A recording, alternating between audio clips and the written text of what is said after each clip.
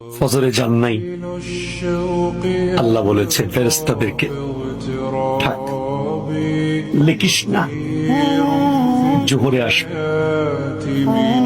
আমার বান্দা তো, আল্লাহ পানি বন্ধ করে দেব, না না না, আমার বান্দা। খানা বন্ধ করে দেব, না না না, আমার বান্দা। আমি না গাফফার, আমি আল্লাহ না ক্ষমাকারী। আল্লাহ দোষগুলো দুনিয়াকে দেখাই দেব, না না না, আমি সাত্তার। রহমতের চাদর দিয়ে ঢেকে রেখেছেন। আপনি জান নাই, আপনাকে হাইয়া আলাস সালাহ বলার পর আবার হাইয়া আলাল ফালাহ বলেছে। হাইয়া আলাস সালাহ বললে হতো, ফালাহ কেন বললো? আরে তোর লাভের জন্য আয়।